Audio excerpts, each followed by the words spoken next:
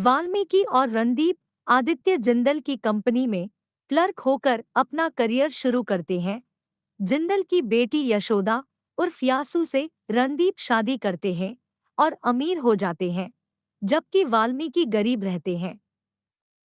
उनके दोनों बच्चों के जन्म के दिन रणदीप का बेटा मरा हुआ लगता है।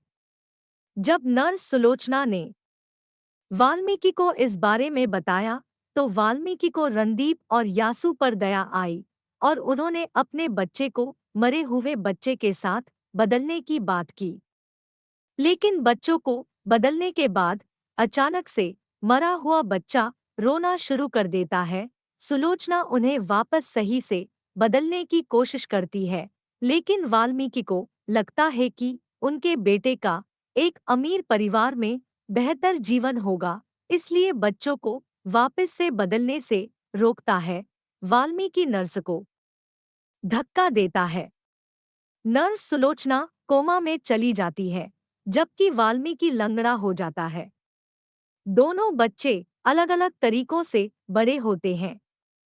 जिंदल के घर में पला बढ़ा राज डरपोक मासूम है, जबकि वाल्मीकि के घर में पला बढ़ा बंटू होशियार, सच्चा और मेहनती है।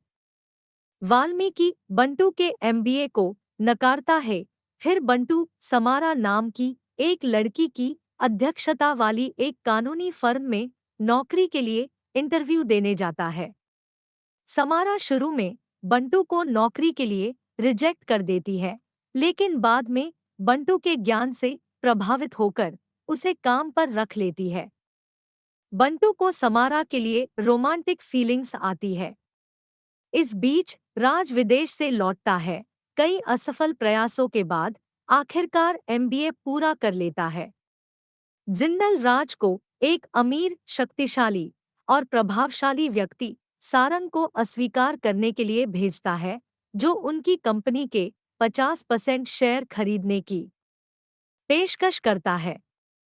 रणदीप एक रेस्टोरेंट से डील देखता है, जहां समारा की कक्कड़ से मीटिंग होती है, जो उसे अपने पक्ष में मामला चलाने के लिए रिश्वत देने का प्रयास करता है। जब समारा मना कर देती है और सारंग जिद करता रहता है, तो बंटू हस्तक्षेप करता है और मामले में समारा का समर्थन करता है। सारंग को ना कहने में राज की झिझक और असमर्थता से रणदीप निराश है, लेकिन कक्कड़ को ना कहने के लिए बंटू और समारा पर गर्व है।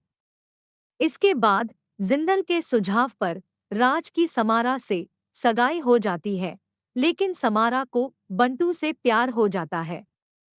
जब समारा अपनी फीलिंग्स बंटू को बताती है, तो बंटू समारा को कहता है कि वो रणदीप को राज के साथ अपनी शादी ना करने के लिए कहे। सारंग ने रणदीप को मारने का प्रयास किया, क्योंकि उसने समारा और बंटू की शादी टूटने से पहले शेरों को बेचने से इनकार कर दिया था। सारंग के आदमियों द्वारा रणदीप को रोकने के कई प्रयासों के बावजूद बंटू रणदीप को अस्पताल ले जाकर बचाता है।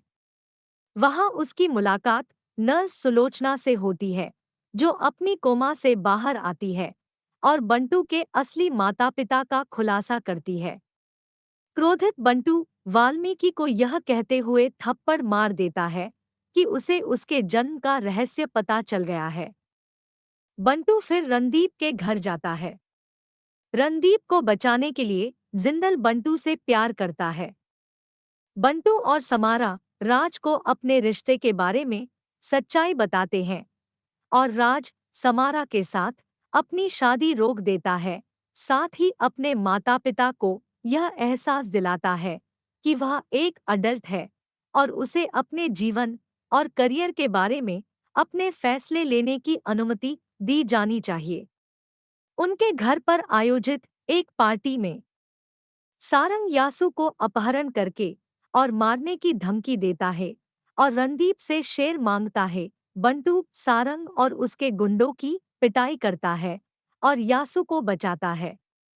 बंटू और वाल्मीकि जिंदल के घर पहुंचते हैं, जहां जिंदल वाल्मीकि को थप्पड़ मारता है और खुलासा करता है कि उसने अपनी मौत से ठीक पहले नर्स सुलोचना और बंटू के बीच बातचीत सुन ली थी। बंटू अपने सच्चे पिता रणदीप के साथ एकजुट हो जाता है, लेकिन रणदीप को कहता है कि वह यासु को यह सच्चाई न बताए। उसे डर है कि यासु यह जानकर निराश हो सकती है कि राज उसका असली बच्चा नहीं है। बंटू ने यासु और उनके परिवार को बचाया, जिससे बंटू को अपने शेयरों का 50% दिया गया। यासु तब वाल्मीकि से राज को 5 साल तक ट्रेन करने के लिए कहती है, ताकि वह बंटू की तरह सक्षम हो और कंपनी का सीईओ बन सके।